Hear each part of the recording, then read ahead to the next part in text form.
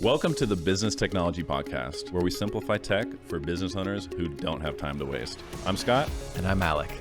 Every week, we break down practical tools, smart strategies, and real-world stories that help your business work better. Let's dive into today's episode. So, a lot of our employees are probably already used AI in the workplace. I don't think leadership necessarily knows it, so that's why we're talking about it. So starting off with some of the stats, I know that you said 80%. I got 60%. I was like off a Gartner report back in 2024. But at least 60% of employees admit to using AI at work without permission. So we're going to be diving into company policies around AI. Should you be using it? Should you not be using it?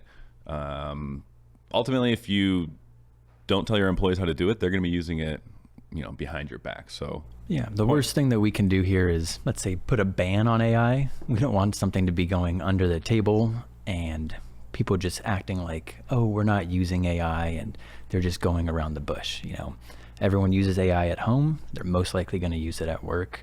Like you mentioned, 60% of employees are currently, but only about 20% of those companies actually have a policy in place. Sure. Yeah, no, I think the way people have used it in their personal life to give them really helpful answers like, hey, here's a picture of my fridge. Can you help develop this, a form or a recipe that, I can cook a meal with this? Or, hey, here's what I have available in terms of workout equipment. Can you help develop a cool workout routine?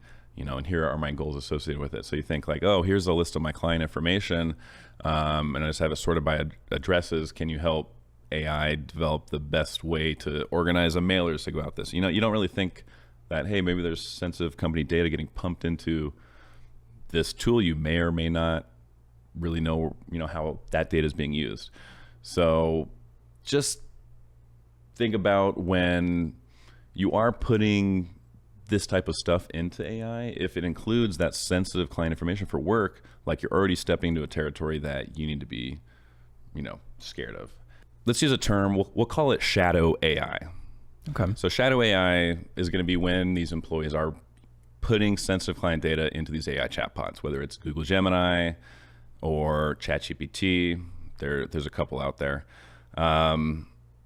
There's stories of when AI can go wrong, right? So a lot of companies have put in these AI chatbots into their customer service channels, and we've heard stories of people kind of hacking them, right? There was a hard story recently of someone getting like a $600 refund by just like really pleading with the chatbot, and was ultimately able to kind of break the rules or the boundaries. So there are a lot of examples. I don't know if you found, Yeah, there was one where the Samsung's engineers were uploading a lot of the company's private information, and I think it was the CTO or somebody had found out, and they put a kind of a global ban across the company for using really any AI for any, company information, et cetera, and put a pretty, like I mentioned, a ban organizationally speaking. I'm not necessarily certain what their ramification was because again, people are going to use AI.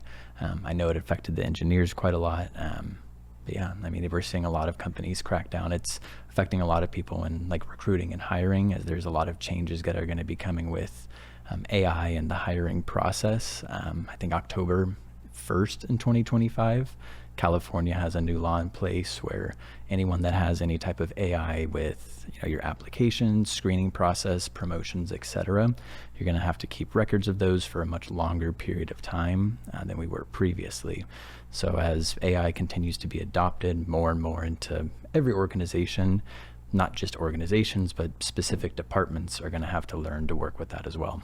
Yeah, I'm curious about the companies who are using those little AI scanning tools to automatically look at resumes and vet out different candidates. That seems wild to me that there's not really like a human process looking at that hiring process. Yeah, and with something this new, I think that's something that all of us are kind of figuring out at once. We've seen so many new laws and regulations come out in the last kind of year and a half or so, really around AI, and I think we're at that point where people don't necessarily know, what to do, but I think the most important part is ensuring that you have a policy in place so that at least the staff underneath you or within your organization are all on the same page. You don't have one person using Grok, one person using Gemini, one person using ChatGPT, so on and so forth. At least in one way, we're able to get everyone, again, on one succinct GPT, and then from there, they're not uploading PII or other information that we don't want used or sent out to anybody else. Totally.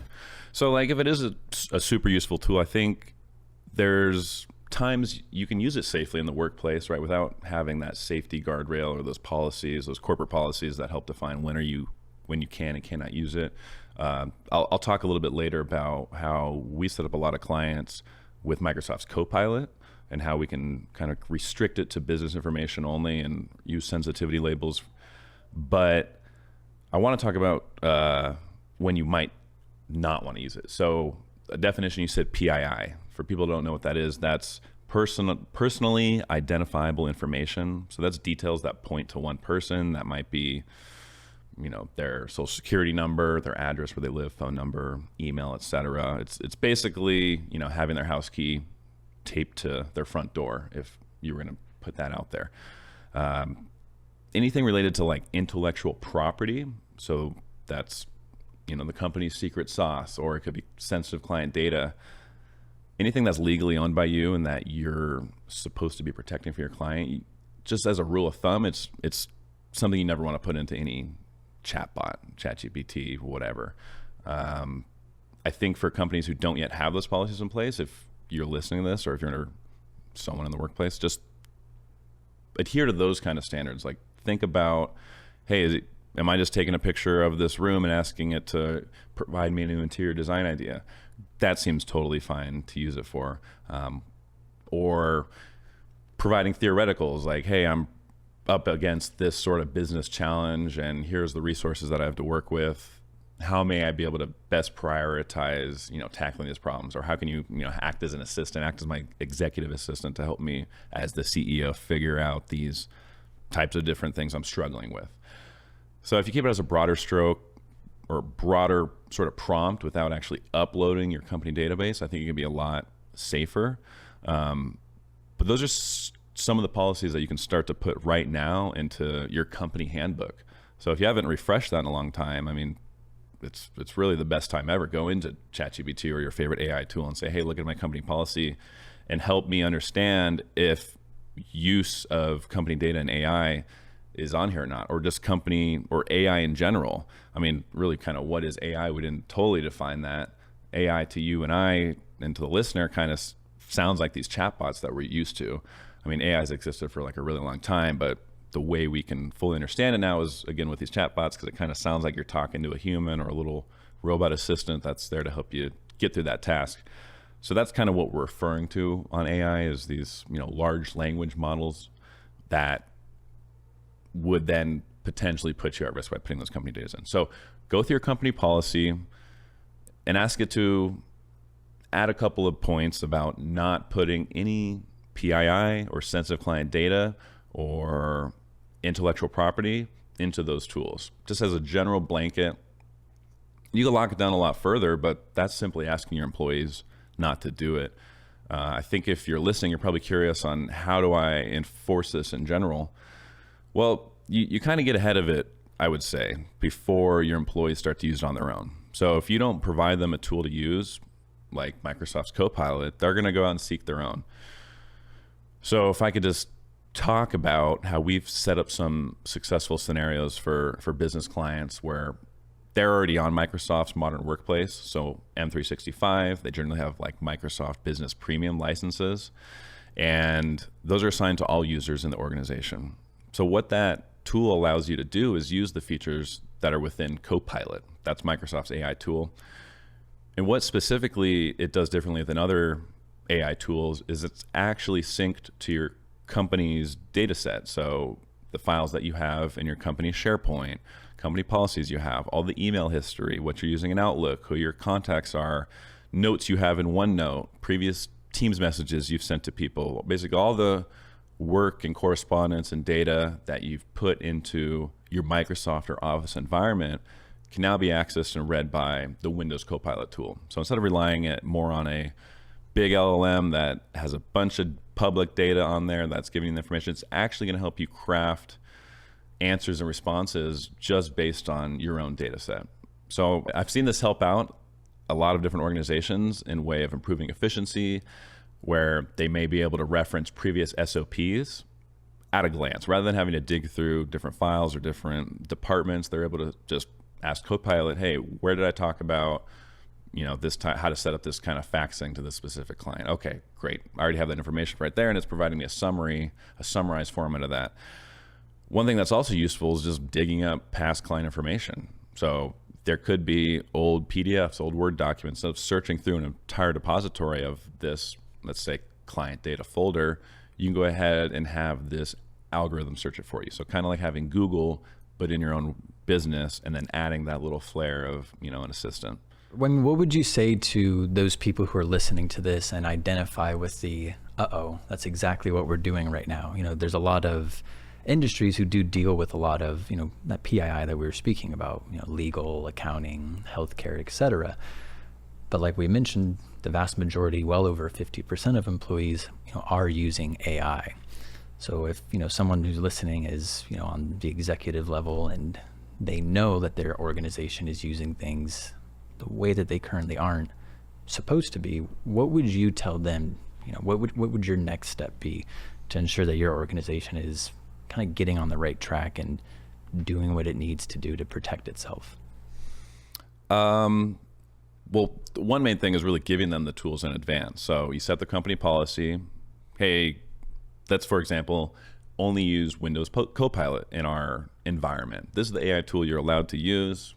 Send any personal information into there or IP into this tool, and that's okay. The second thing you can kind of do is create a policy that always make sure that there's a human in the loop. So a human in the loop basically means that there's someone along the way that's actually going to review the process that you've set up. So whether it's the hiring process, if you do use an AI tool to maybe sift through some of the resumes based on the criteria you're looking for, you still need to have a human go through and spot check those rejects and spot check the ones we're setting out appointments for. I've seen too many security risks pop up when people are putting these AI workflows into place, which is pretty incredible. And now you can take your plain language and speak to it like a human and actually create this super automated workflow with APIs and data going back and forth. But you quickly lose track of how that data is being managed securely. So typically software type companies are going to have entire security teams making sure that they are reducing their vulnerabilities, assessing for risks, future-proofing against these zero-day attacks, things like that. Whereas as a small business, you may think like, oh, here's these great, I can use Zapier and I can integrate ChatGPT into my Outlook and I can have this automatic customer response, and you can quickly build this giant structure that it's built to cards. There are holes in it in terms of security and vulnerability. Where that data flows, you're not able to track. So putting a human in the process, which is like, okay, well, if we have an AI automation, it could send a certain employee an email. And then that employee then has to hit check approve before it goes on to the next stage. So highly encouraging you to think about creating that human in the loop, point of contact within each of these sort of AI processes or automations you're developing in your business.